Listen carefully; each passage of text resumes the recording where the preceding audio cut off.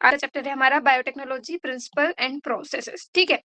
तो इस चैप्टर में बेसिकली एनसीईआरटी में जो चीजें हैं लाइन से वो तो इम्पोर्टेंट है ही, बट जो कंसेप्ट्स लगते हैं वो और ज्यादा इम्पोर्टेंट है।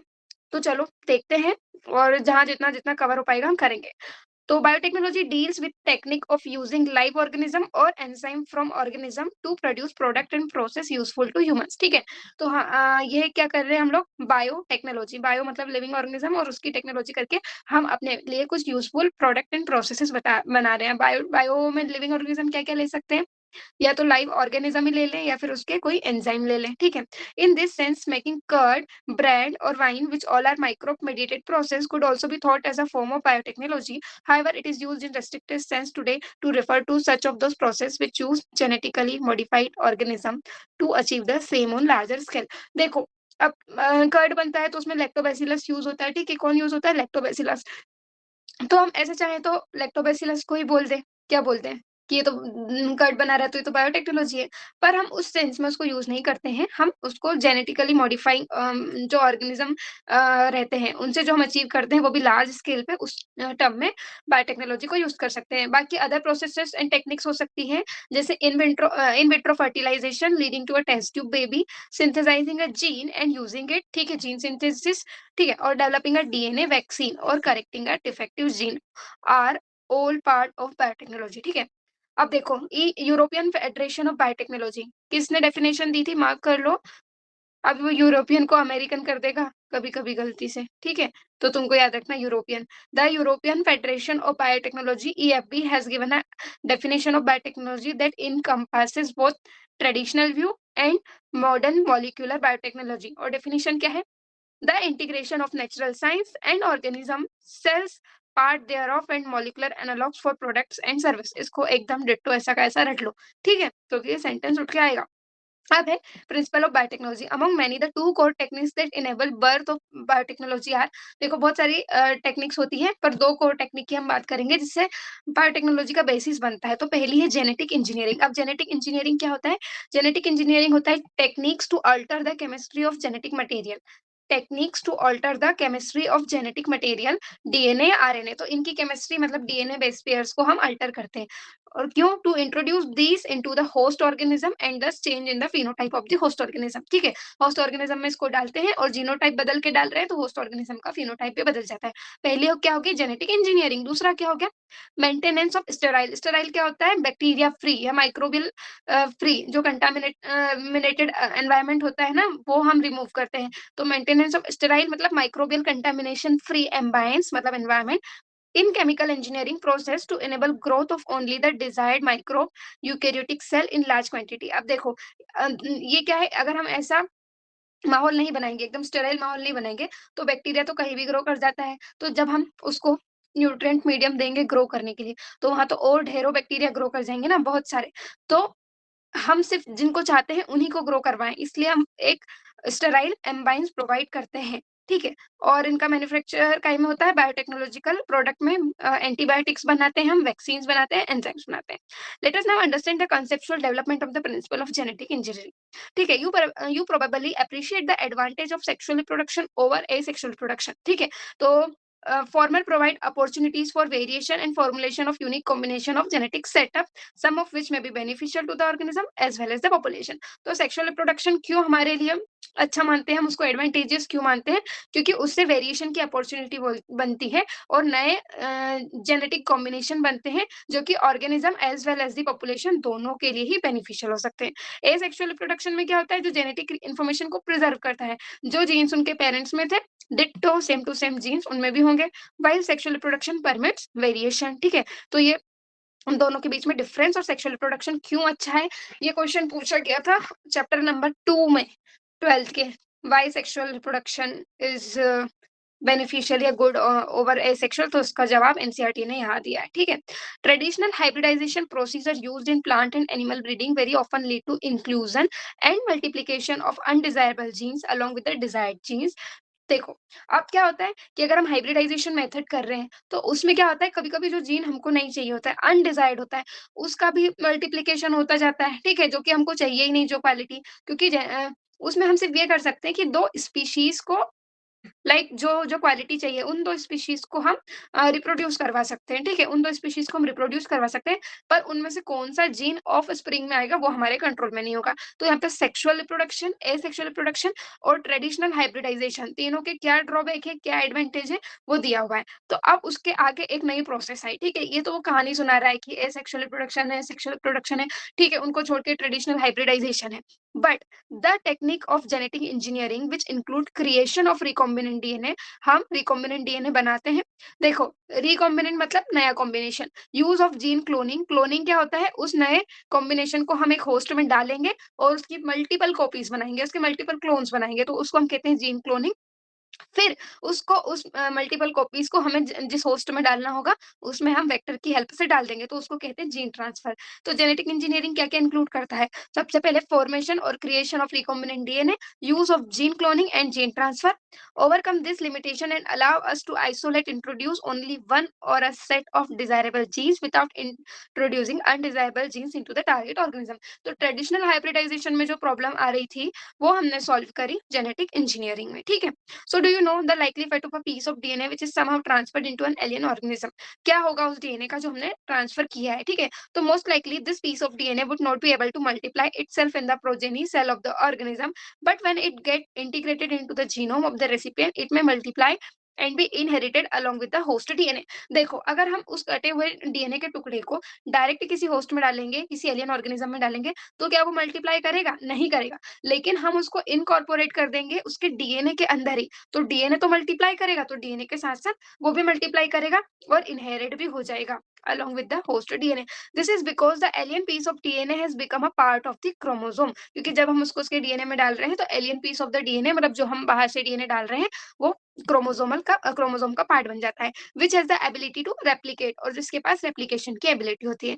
In a chromosome, there is a specific DNA sequence called the origin of replication, which is responsible for initiating replication. तो देखो, जो पूरा डीएनए सीक्वेंस होता है ना, उसमें एक सीक्वेंस होता है हमारा, उसको हम बोलते हैं ओरिजिन ऑफ रेप्लिकेशन, जो कि रेप्लिकेशन को शुरू करता है, जहां रेप्लिकेशन की ओरिजिन होती है। Therefore, for the multiplication of any alien piece of DNA in an organism, it need to be part of chromosome which has a specific sequence known as origin of replication. तो अगर हमें कोई alien DNA, कोई alien piece of DNA को किसी organism में multiply करना है, तो हमको उसको ऐसे क्रोमोसोम में डालना पड़ेगा जिसमें एक स्पेसिफिक सीक्वेंस हो, जिसको हम कहेंगे ओरिजिन ऑफ रेप्लिकेशन, तभी वो मल्टीप्लाई हो पाएगा।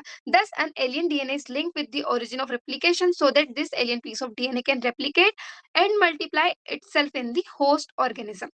This can also be called as cloning or making multiple identical copies of any template DNA. तो इसी को हम कहते हैं जीन क्लोनिंग। तो ठीक है, रिकॉम्बिनेशन बनाना और क्लोनिंग डेफिनेशन समझ में आ गई, इनको भी आगे चल के हम और डिटेल में पढ़ने वाले हैं। So let us now focus on the first instance of the construction of an artificial recombinant DNA molecule.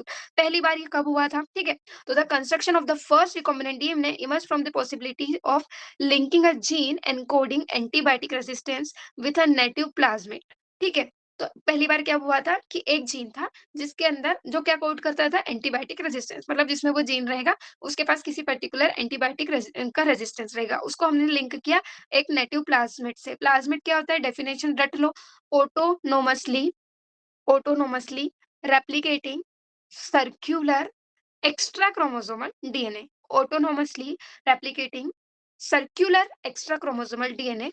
ठीक है, तो किसका लिया हमने? सैल्मोनेला टाइफीम्यूरियम का।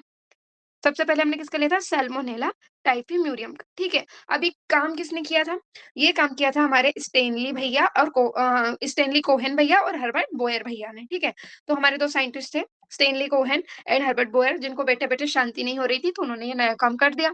क्या किया? एक जीन था जो एन्कोड कर रहा था एंटीबायोटिक रेजिस्टेंस के लिए, उसको नेटिव प्लाज्मिड ऑफ सैल्मोनेला से उन्होंने 1972 में रिकॉम्बिनेशन करवा दिया। By isolating the antibiotic resistant genes, by cutting out a piece of DNA from a plasmid which was responsible for conferring antibiotic resistance. तो उन्होंने कैसे किया? एक जीन को आइसोलेट किया, ठीक है, जो कि एंटीबायोटिक रेजिस्टेंस जीन था, ठीक है। उसको कहां से निकाला? एक पीस ऑफ डीएनए निकाला, कहां से? प्लाज्मिड से, ठीक है। उसको भी एक प्लाज्मिड से निकाला और दूसरे प्लाज्मिड में डाल दिया, तो 2 प्लाज्मिड से कुछ पोर्शन निकाल के उन्होंने कुछ नया बनाया, इसलिए उसको बोला recombination. So the cutting of DNA at a specific location became possible with the discovery of so-called molecular scissors और उसको हम बोलते हैं रेस्ट्रिक्शन एंजाइम। आप इतनी पर्टिकुलर जगह से हमने उसको कट कर लिया डीएनए के सीक्वेंस को, जो उसी सीक्वेंस को कट किया जो कि एंटीबायोटिक रेजिस्टेंस प्रोवाइड करवाएगा। तो वो कैसे पॉसिबल हो पाया? मॉलिक्यूलर सीजर की वजह से, जिसको हम कहते हैं रेस्ट्रिक्शन एंजाइम। तो the cut piece of DNA was then linked with the plasmid DNA. फिर कट पीस को प्लाज्मिड डीएनए से लिंक कर दिया। This plasmid DNA act as a vector to transfer the piece of DNA attached to it. ठीक है, तो अब ये जो नया प्लाज्मिड डीएनए था, ये एज़ अ वेक्टर यूज़ करेगा। अब जैसे जो अपना प्लाज्मोडियम होता है, ठीक है? मलेरियल पैरासाइट, वो अपनी बॉडी में डायरेक्ट तो घुस नहीं सकता है स्किन से, वो तो बहुत छोटा-सा होता है ना, तो वो क्या करता है, मच्छर को यूज़ करता है। मॉस्क्विटो के अंदर चला जाता है और फिर मॉस्क्विटो हमें काटते हैं, तो वो मॉस्क्विटो से हमारे अंदर आ जाता है।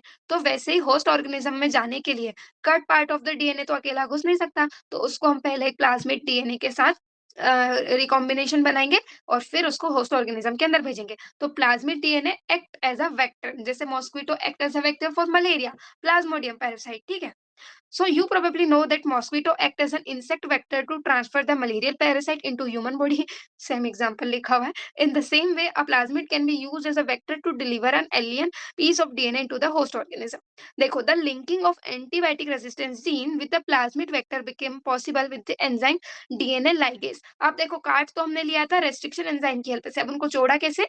DNA ligase की हेल्प से, which act on a cut DNA molecule and join their end. ठीक है, दोनों को उन्होंने जोड़ दिया। This make a new combination of circular autonomously replicating DNA created in vitro, मतलब बाहर हमने बनाया लिविंग ऑर्गेनिज्म के बाहर लेबोरेटरी में, और and is known as recombinant DNA।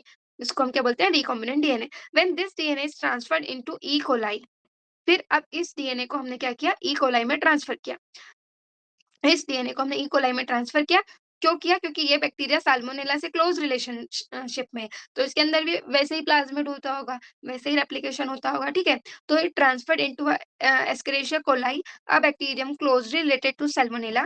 It could replicate using the new host DNA polymerase enzyme and make multiple copies. अब जो नया होस्ट मिला है उसको, ठीक है, जिसने ई कोलाई में हमने डाला है, उसका डीएनए पॉलीमरेज एंजाइम वो यूज करेगा प्लाज्मिड, और मल्टीपल कॉपीज बना लेगा।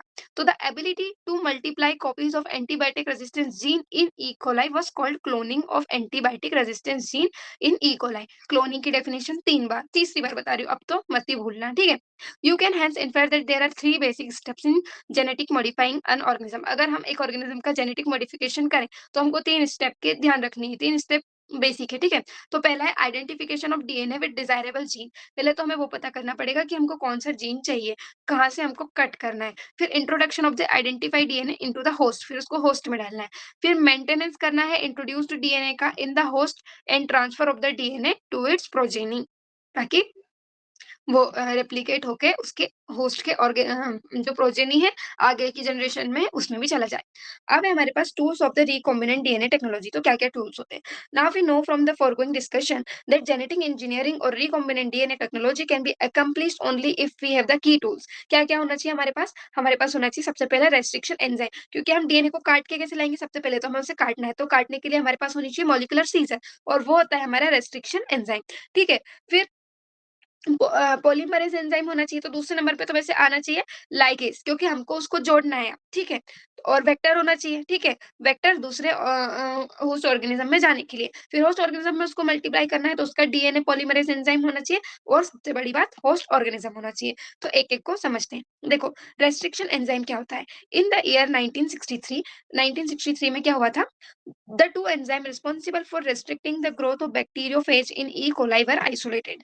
देखो, कुछ एंजाइम थे ई कोलाई के अंदर जो बैक्टीरियोफेज को ग्रो नहीं करने दे रहे थे, ठीक है? बैक्टीरियोफेज इज़ अ वायरस, तो व 2 अलग-अलग टाइप के थे, तो वो कैसे रोक रहे थे बैक्टीरियोफेज को ग्रो करने से? One of this added methyl group to DNA, एक जो था वो डीएनए में मिथाइलेशन करवा रहा था। क्या करवा रहा था? मिथाइलेशन। और जो अदर था, while the other cut the DNA, वो डीएनए को काट दे रहा था, इसलिए बैक्टीरियोफेज ग्रो नहीं कर पा रहा था।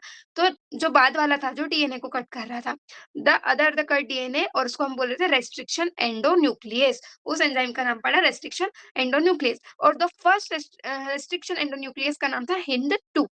फर्स्ट रेस्ट्रिक्शन एंडोन्यूक्लियस एंजाइम का नाम था हिंद 2। नीट का क्वेश्चन है, पोटेंशियल क्वेश्चन है, ठीक है? whose functioning dependent on a specific nucleotide sequence was isolated and characterized 5 year later।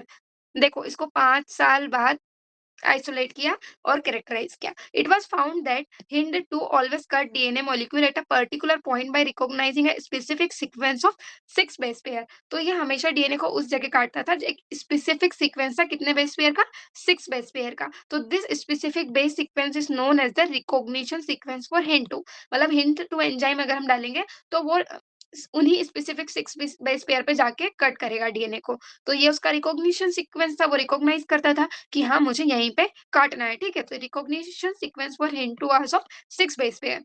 Beside Hind two today we know most important line है 900 restriction enzyme that have been isolated from over 230 strains of bacteria. कितने हैं? 900। Generally in दोनों को इधर से उधर कर दिया जाता है, क्वेश्चन पूछा जाता है तो तुमको ध्यान रखना है। 900 रेस्ट्रिक्शन एंजाइम है from over 230 strains of bacteria, each of which recognize different recognition sequence। उनके पास अलग अलग recognition sequence है।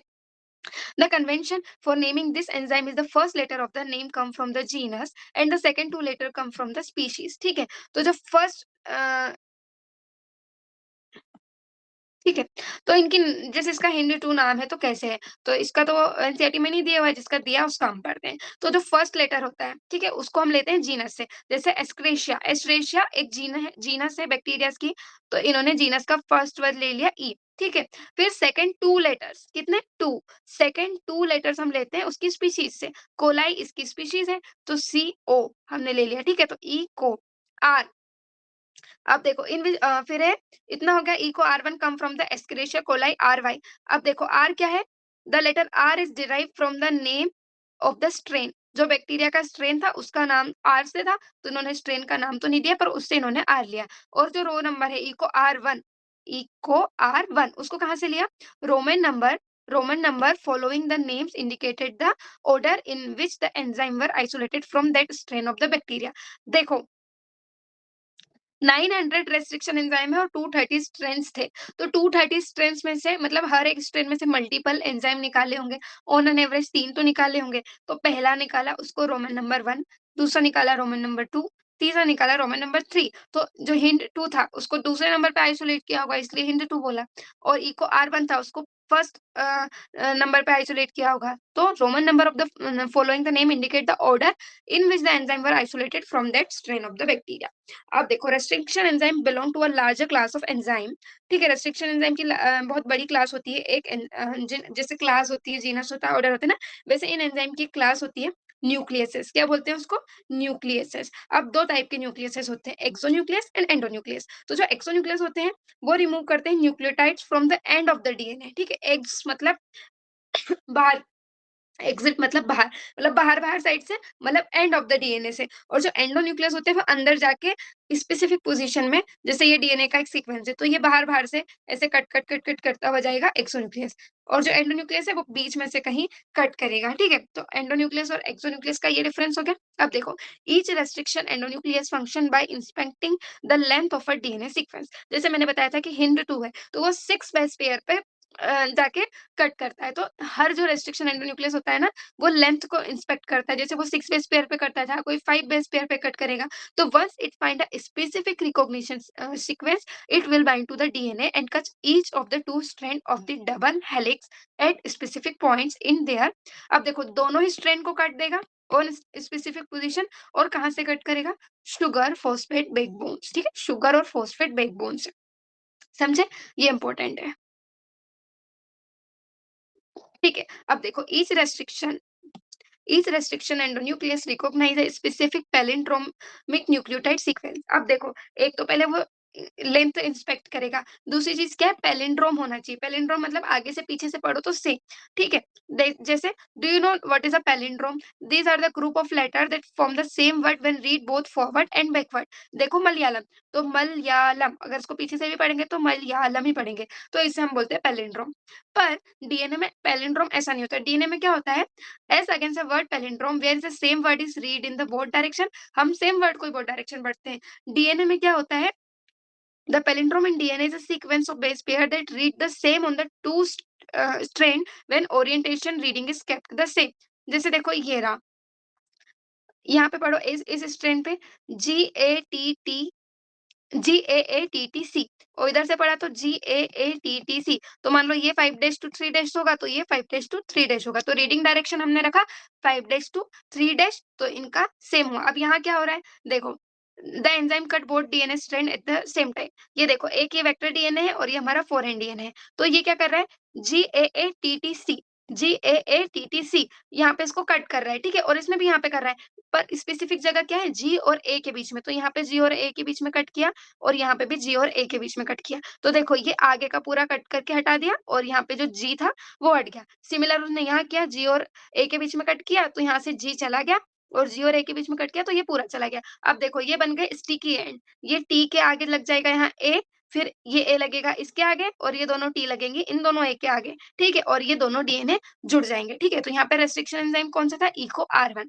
अब देखो, अगर अपन इसको दूसरे रेस्ट्रिक्शन एंजाइम से काट देते और इसको दूसरे रेस्ट्रिक्शन एंजाइम से काट देते, तो ऐसे स्टिकी एंड बनते क्या? जी ए के बीच में से कटा था तभी तो same same sticky and opposite side पे बचे। तो दोनों ही डीएनए को सेम रेस्ट्रिक्शन एंजाइम से कट करना जरूरी है, वरना स्टिकी एंड प्रोड्यूस नहीं होंगे। तो DNA fragment join at the sticky and और ये बन गया रिकॉम्बिनेंट डीएनए, ठीक है? अब देखो, ये एग्जांपल है GAATTC जो मैंने तुम्हें वही बता दिया। सो यहाँ पढ़ लो, वहाँ पढ़ लो, एक ही बात है।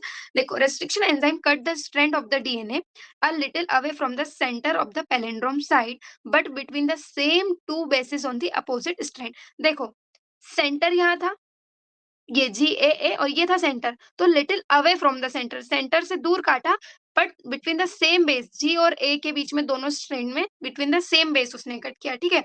तो same two bases on the opposite strand, this leave a single strand portion at the end, there are overhanging stretches called the sticky end on each strand. तो देखो, यहाँ पे एंड में एक सिंगल स्ट्रैंड बच जाता है, ऊपर वाला उड़ गया इधर भी, तो ये ओवरहैंगिंग है, पूरा डीएनए तो यही खत्म हो रहा है, ये ओवरहैंगिंग है। तो इन ओवरहैंगिंग स्ट्रेचेस को ही हम स्टिकी एंड्स बोलते हैं।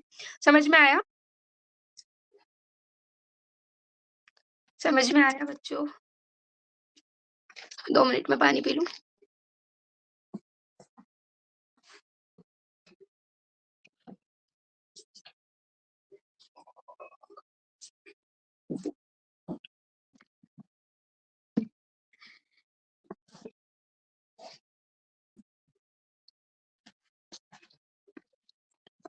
सच में बहुत थक गए यार आज तो।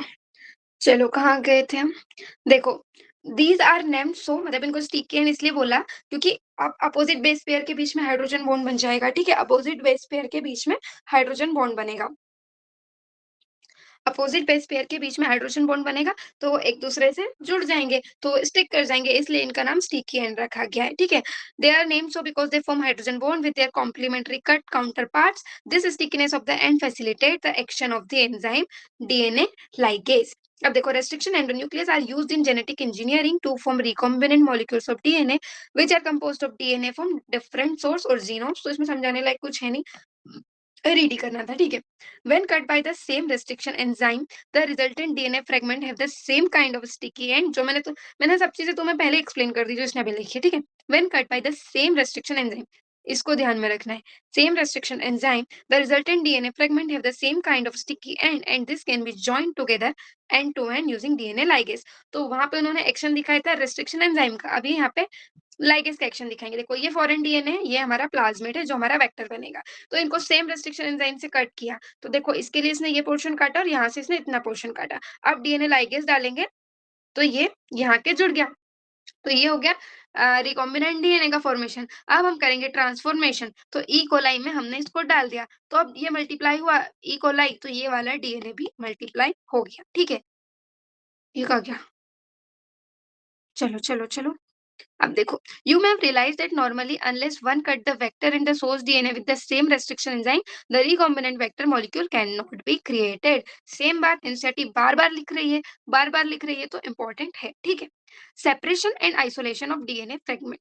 अब देखो, हमने कट तो कर दिया, अब वो हमारे आंखों से देखने की चीज तो नहीं है, पजल तो सॉल्व हम कर नहीं रहे हैं कि भाई ये रहा इतना बड़ा, ठीक है, ये कट इतना बड़ा जोड़ देते हैं, आंखों से तो कुछ दिखता नहीं है। तो अब उसने जहाँ कट किए हैं उनको हम सेपरेट कैसे करेंगे, ठीक है? तो the cutting of DNA by restriction endonuclease result in the fragments of DNA। बहुत सारी जगह से काटेगा वो, तो बहुत सारे फ्रेगमेंट बनेंगे। This fragment can be separated by a technique gel electrophoresis. क्या बोलते हैं इसको? Gel electrophoresis. सीन्स ये सबसे हाइलाइटिंग टॉपिक है, इसमें से 1-2 साल में क्वेश्चन आता ही आता है, ठीक है? तो जेल इलेक्ट्रोफोरेसिस में since DNA fragments are negatively charged, अब इसमें तुम ना पॉइंट्स याद कर लो कि वो क्या पूछता है। सबसे पहले तो प्रोसेस का नाम जेल इलेक्ट्रोफोरेसिस, दूसरा DNA fragments are negatively charge, ठीक है? Charge molecules they can be separated by forcing them to move toward the anode. Anode हमारा पॉजिटिव होता है, ठीक है? एनोड हमारा पॉजिटिव होता है तो नेगेटिव वाली चीज है एनोड की तरफ मूव करेगी, तो ऑब्वियसली कॉमन सेंस है move towards the anode under an electric field through a medium matrix. तो अब ये मीडियम पूछेगा। Now the most commonly used matrix is agarose gel, ठीक है? एगेरोस जेल पूछेगा। एगेरोस के बाद पूछेगा एगेरोस को एक्सट्रैक्ट कहाँ से करते हैं, तो ये एक्सट्रैक्ट करते हैं, नेचुरल पॉलीमर है फ्रॉम सीवीड्स, ठीक है? From seaweed. इतने क्वेश्चन हो गए। फिर देखो द डीएनए फ्रेगमेंट, उई उई उई उई उई क्या हो गया, the DNA fragments separate according to their size, ठीक है? अब वो लिख देंगे according to their weight, according to their thickness, according to number of base pair, कुछ भी लिख सकते हैं। एनसीईआरटी में दिया अकॉर्डिंग टू देयर साइज। वैसे साइज और बेस पेयर वाली चीज एक ही है, ठीक है? अकॉर्डिंग टू देयर साइज याद रखना, बाकी को मारो गोली। अब एक होता है सीविंग इफेक्ट। सीविंग इफेक्ट में देखो, जब हम छलनी चलाते हैं, आटा छानने की छलनी, तो छोटी छोटी जो पार्टिकल होते हैं वो पहले आगे निकल जाते हैं, ठीक है? तो इसमें भी यही होता है, जो छोटे छोटे पार्टिकल्स होते हैं वो आगे आ जाते हैं और जो बड़े बड़े होते हैं वो पीछे रह जाते हैं, तो इसको छन्नी वाला इफेक्ट बोलते हैं। तो इसको हम क्या बोल रहे हैं, सिविंग इफेक्ट। ये एक क्वेश्चन है provided by the agarose gel. Has the smaller the fragment size the farther it move. देखो, जितना छोटा साइज है उतनी दूर तक यहाँ से आ गया है। और ये क्या है, वेल्स। देखो, इनमें लोड करते हैं हम डीएनए को, फिर इधर से इलेक्ट्रिसिटी देते हैं, तो ये एनोड एंड है, इस तरफ आ जाते हैं। तो ये वेल्स कहीं लिखा नहीं है, पर ये पूछ सकता है, वेल्स होते हैं, ठीक है? अब देखो, ये पूछ रहा है कि गेस कीजिए at which end of the gel sample was loaded. इधर ही लोडेड हुआ होगा, तभी तो छोटू इधर आया, छोटा वाला दूर चल के। इधर लोड करते तो छोटा इधर दिखाते, ठीक है? देखो, अब the separated DNA fragment can be visualised only after staining the DNA with a compound. मैंने वही बोला था कि कोई बड़ी चीज तो नहीं है कि आंखों से दिखेगी, तो उसको स्टेन करना पड़ता है। अब स्टेन कहाँ काहे से करते हैं, अगेन क्वेश्चन है। इथिडियम ब्रोमाइड, बहुत गंदे-गंदे ऑप्शन बनाते हैं वो। ब्रोमो इथाइल, ब्रोमीडियम इथाइल, कन्फ्यूज़ हो जाता है, ठीक है? तो इथिडियम ब्रोमाइड। अब इथिडियम ब्रोमाइड के बाद भी हमको नॉर्मल लाइट से नहीं दिखते हैं, तो काहे से एक्सपोज़र करते हैं, यूवी रेडिएशन से, ठीक है? अब वो कभी-कभी ऐसा लिख देते हैं, the DNA fragment are visualized only after staining the DNA with a compound known as ethidium bromide followed by a exposure of infra radiation. और हम जोश-जोश में इथिडियम ब्रोमाइड देख के टिक मार देते हैं, इंफ्रारेड नहीं, यूवी रेडिएशन। तो you can not see pure DNA fragment in the visible light and without staining. You can see the bright orange coloured bands of DNA. अब देखो, इथिडियम ब्रोमाइड डाल तो दिया, कलर कैसा दिखेगा, ब्राइट ऑरेंज कलर दिखेगा। Ethidium bromide stain gel expose to UV light. जब हम इथिडियम ब्रोमाइड जेल को इथिडियम ब्रोमाइड से स्टेन जेल को यूवी लाइट्स में एक्सपोज करेंगे, तो जो डीएनए के बैंड्स होते हैं वो ब्राइट ऑरेंज कलर के दिखेंगे। कैसे कलर के दिखेंगे, ब्राइट ऑरेंज कलर के। देखो, the separated bands of DNA are cut out from the agarose gel and this is extracted from the gel piece। अब देखो, जेल से उसको कट कर लिया जाता है जहां जहां पे उनको ऑरेंज कलर दिख रहा है। अब उस सॉरी एक्सट्रैक्शन, ठीक है? मजाक मत उड़ाना बच्चों, लड़खड़ा जाती है मेरी जुबान। एक्सट्रैक्शन को हम क्या बोलेंगे, इल्यूजन, ठीक है? इल्यूजन। अब देखो, पूरी जगह पे ना दो चीज में कंफ्यूजन होता है, एक तो इल्यूजन में, एक स्पूनिंग में। वो उधर आएगा extraction of DNA, ethyl chilled ethanol डाल के जो निकालते हैं ना वहां पे, वो भी बताऊंगी। देखो, अब आते हैं the DNA fragment purified in this way are used in the constructing the recombinant DNA by joining them with cloning vector. तो पता है, इसीलिए तो कर ही रहे थे। अब दूसरी चीज आती है हमारी क्लोनिंग वेक्टर। तो क्लोनिंग वेक्टर क्या होता है, you know that the plasmid and bacteriophage have the ability to replicate within the bacterial cell independent of the control of the chromosomal DNA. जो प्लाज्मिड होता है और जो बैक्टीरियोफेज होता है, वो उसके पास एक एबिलिटी होती है कि वो किसी भी होस्ट बैक्टीरियल सेल में इंडिपेंडेंटली रेप्लिकेट कर सकते हैं खुद को without the control of the chromosomal DNA. So ये उनके पास प्रॉपर्टी है, तो उनका हम यूज़ करते हैं इसीलिए, ताकि वो होस्ट सेल में जाके रेप्लिकेट कर लें। तो bacteriophage because of their high number per cell have very high copy number of their genome within the bacterial cell. Some plasmid may have only 1 or 2 copies per cell, whether other may have 15 to 100 copies per cell. Their number can go even higher if we are able to link an alien piece of DNA with bacteriophage और plasmid DNA we can multiply its number equal to the copy number of the plasmid और bacteriophage। अब देखो copy number क्या होता है कि वो अंदर जाके अपने आप को कितना मल्टीप्लाई कर ले, 1 से 2, 2 से 4, 2 से 4, तो कुछ-कुछ प्लाज्मिड्स तो 15 से 100 कॉपी बना लेते हैं एक ही सेल में। तो जितना उनका कॉपी नंबर होगा उतनी हमको मल्टीप्लिकेशन होगी recombinant DNA की। Vector used at present are engineered in such a way that they help easy linking of the foreign DNA and selection of recombinant from non recombinant. अब आज के दिनों में हम जो वेक्टर यूज करते हैं उनमें दो क्वालिटी होनी चाहिए। एक तो इजी लिंकिंग होना चाहिए, जैसे हमने डीएनए का पोर्शन कट करके रखा, ठीक है। अब हम दो वेक्टर लेके आए, एक ये वेक्टर है, एक ये वेक्टर है। अब देखो इन ये इसको हमने प्रोसेस करी और ये इसमें लिंक हो गया, ठीक है। ये जाके इसमें लिंक हो गया। अरे! क्या हो रहा है? यहाँ जाके लिंक हो गया। अब यहाँ पे हमने 10-15 बार ट्राई कर लिया पर ये लिंक नहीं हो रहा है, ठीक है? तो इसको तो हम रिजेक्ट कर देंगे कि ऐसा प्लाज़मिड हमको चाहिए ही नहीं। तो पहला क्राइटेरिया क्या है? Easy linking of the foreign DNA. दूसरा क्राइटेरिया क्या है? कि अब देखो ऐसे एक-एक को पकड़-पकड़ के तो हम करेंगे नहीं। मान लो जैसे ये प्लाज़मिड है, फिर ये फॉरेन डीएनए है। इसमें मुझे इसको लिंक कर देना है, ठीक है? तो एक को कर दिया, अलग रखा। अब उठाया मैंने, दूसरा प्लाज़मिड उठाया, ठीक है? दूसरा प्लाज़मिड उठाया, फिर इसमें लिंक क्या कर दिया। इतना टाइम तो हमारे पास है नहीं। हम क्या करते हैं, ढेरों प्लाज़मिड, ढेरों डीएनए और डाल देते हैं। अब देखो कुछ-कुछ तो लिंक हो जाएँगे और क्या बना लेंगे, रिकॉम्बिनेशन। कुछ-कुछ लिंक होके बना लेंगे रिकॉम्बिनेशन, लेकिन कुछ-कुछ लिंक नहीं हो पाएँगे। अब हम क्या करेंगे, जब करेंगे बैक्टीरिया में ट्रांसफॉर्मेशन तो इसको डालें तो हमारे काम का, अगर इसको हम दूसरे बैक्टीरिया में डाल रहे हैं, तो हमारे क्या काम का, ठीक है? अगर इसको हम दूसरे बैक्टीरिया में डाल रहे हैं, तो हमारे कोई काम का नहीं है क्योंकि इसमें तो जो जीन हमको डालना था वो है ही नहीं। तो ये जो था, ठीक है? ये था रिकॉम्बिनेंट और ये था जिसका रिकॉम्बिनेशन नहीं हुआ वो उसको हम बोलेंगे नॉन रिकॉम्बिनेंट। तो ये रिकॉम्बिनेंट, ये नॉन रिकॉम्बिनेंट, तो इन दोनों को सिलेक्शन करना हमको ज़रूरी है कि कौन-सा रिकॉम्बिनेंट है। तो रिकॉम्बिनेंट जो आसानी से चूज़ करवा पाए वैसा प्लाज़मिड हम यूज़ करेंगे। इतनी बड़ी कहानी का यही मतलब था। ठीक है। The following genes are the feature that are required to facilitate cloning in a vector. अब वेक्टर में क्या-क्या फीचर्स होने चाहिए? सबसे पहला है ओरिजिन ऑफ रेप्लिकेशन, इसको हम बोलते हैं ori. This is a sequence from where replication start and any piece of DNA when linked to this sequence can be made to replicate within the host cell. तो यहाँ से replication शुरू होता है और किसी भी फॉरेन डीएनए को हम ओआरआई से लिंक कर देंगे तो उसका रेप्लिकेशन हो जाएगा। So this sequence is also responsible for controlling the copy number of the linked DNA. ठीक है? ये लाइन याद रखना, बहुत इंपॉर्टेंट है। Origin of replication is responsible for controlling the copy number of the linked DNA. So if one want to recover many copies, the larger DNA larger बोल दिया, the target DNA it should be cloned in a vector whose origin support high copy number। अगर किसी को बहुत ज्यादा multiplication करवाना है तो उसको ऐसा प्लाज्मिड ढूंढना पड़ेगा जिसकी ओरिजिन हाई कॉपी नंबर को सपोर्ट करती है। फिर हमारा सिलेक्टेबल मार्कर वही है जो रिकॉम्बिनेंट और नॉन रिकॉम्बिनेंट में हमें फर्क बताता है। देखो, in addition to ORI the vector require a selectable marker which help in the identifying and eliminating non-transformant and selectively permitting the growth of the transformant. Transformation is a procedure through which a piece of DNA is introduced in the host bacterium. Normally देखो, दो चीज थी, एक तो recombinant और non recombinant, एक transformant एक non transformant. तो मैं यहाँ तुमको अच्छे से बता देती हूँ, कहाँ बताऊँ, कहाँ जगह है, जगह यही है। देखो, ये है हमारा 4 NDNA, ठीक है, ये हमारा 4 NDNA और ये है हमारा प्लाज्मिड, ठीक है। अब जब हमने इन दोनों को जोड़ा तो दो पॉसिबिलिटीज हो सकती है। दो पॉसिबिलिटीज क्या होगी, 1 2, एक में तो जुड़ेगा और एक में नहीं जुड़ेगा, ठीक है। तो ये हो गया हमारा नॉन रिकॉम्बिनेंट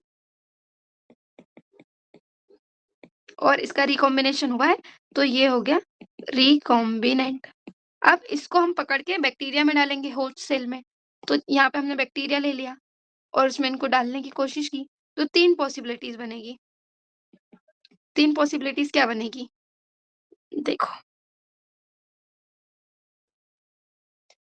देखो एक पॉसिबिलिटी बनेगी कि बैक्टीरिया के अंदर कुछ गया ही नहीं होगा और बैक्टीरिया का ट्रांसफॉर्मेशन हुआ ही नहीं, कुछ गया ही नहीं और ट्रांसफॉर्मेशन हुआ ही नहीं, तो उसको हम बोलेंगे नॉन ट्रांसफॉर्मेंट। उसको हम क्या बोलेंगे? Non transformant. अब देखो, बैक्टीरिया के अंदर कुछ गया है, बैक्टीरिया के अंदर कुछ गया है, तो उसको हम क्या बोलेंगे? ट्रांसफॉर्मेंट। अब देखो, बैक्टीरिया के अंदर भी 2 चीज़ें जा सकती हैं, ठीक है? एक के अंदर चला गया उसका प्लाज्मिड जो कि नॉन रिकॉम्बिनेंट था और एक के अंदर चला गया उसका प्लाज्मिड जो कि रिकॉम्बिनेंट था। तो ये क्या हो जाएगा? नॉन रिकॉम्बिनेंट ट्रांसफॉर्मेंट हो जाएगा, ये वाला नॉन रिकॉम्बिनेंट ट्रांसफॉर्मेंट और ये क्या हो जाएगा? Recombinant transformant. ये चीज़ें बहुत कन्फ्यूज़ करती है जब स्टेटमेंट के फॉर्म में आती है। तो हमेशा ये वाला फ्लो चार्ट बनाने की कोशिश करो। हमेशा ये वाला फ्लो चार्ट बनाने की कोशिश किया करो जब तुम्हें इन टर्म्स में कन्फ्यूज़न हो। तो ये हमारा होस्ट बैक्टीरिया, ये मैं पहले बना के रखने वाली थी लेकिन फिर मुझे फ़ील नहीं आता तुम्हें समझाने में। तुम्हें भी ऐसा ही लगता है कि कुछ फ्लो चार्ट सा कुछ तो बना हुआ है। तो हम आ गए, अब देखो transformation is a procedure through which piece of DNA is introduced in a host bacterium normally the gene encoding resistance to antibiotic. वो जो जीन जो रेजिस्टेंस जो एंटीबायोटिक रेजिस्टेंस को कोड करते हैं जैसे कि एम्पिसिलिन क्लोराम्फेनिकोल टेट्रासाइक्लिन केनामाइसिन, इन सब एंटीबायोटिक रेजिस्टेंस के जो जीन होते हैं are considered useful selectable marker for E. coli. The normal E. coli cell do not carry any resistance. अब E. coli में कोई रेजिस्टेंस नहीं होता। अब देखो हमने क्या किया ऐसा प्लाज्मिड डाला जिसमें एम्पिसिलिन का रेजिस्टेंस हो। अब बैक्टीरिया के अंदर रिकॉम्बिनेशन भी हो गया, ट्रांसफॉर्मेशन भी हो गया। अब हमने बैक्टीरिया में एम्पिसिलिन डाल के देखा। अगर बैक्टीरिया में एम्पिसिलिन डाल के देखा और बैक्टीरिया मर गया, मतलब एम्पिसिलिन से वो मर गया मतलब उसके अंदर एम्पिसिलिन का रेजिस्टेंस नहीं है, मतलब उसके पास फोरेन डीएनए भी नहीं आया। मतलब क्या? उसके पास फोरेन डीएनए भी नहीं आया, मतलब उसका ट्रांसफॉर्मेशन नहीं हुआ। और अगर ट्रांसफॉर्मेशन भी हुआ तो नॉन रिकॉम्बिनेंट वाला हुआ, ठीक है? और अगर एम्पिसिलिन डालने के बाद भी वो जिंदा है, मतलब उसके अंदर जो है वो एम्पिसिलिन रेजिस्टेंस आया, ठीक है? एम्पिसिलिन रेजिस्टेंस आया, वो भी काहे से आया? हमने वो प्लाज्मिड चूज़ किया था जिसके अंदर एम्पिसिलिन रेजिस्टेंस का जीन है, ठीक है? तो उससे हमें पता चल गया कि प्लाज्मिड इसके अंदर आ गया है। तो मेनली इनको हम ट्रांसफॉर्मेशन चेक करने के लिए यूज़ करते हैं। Got it everyone?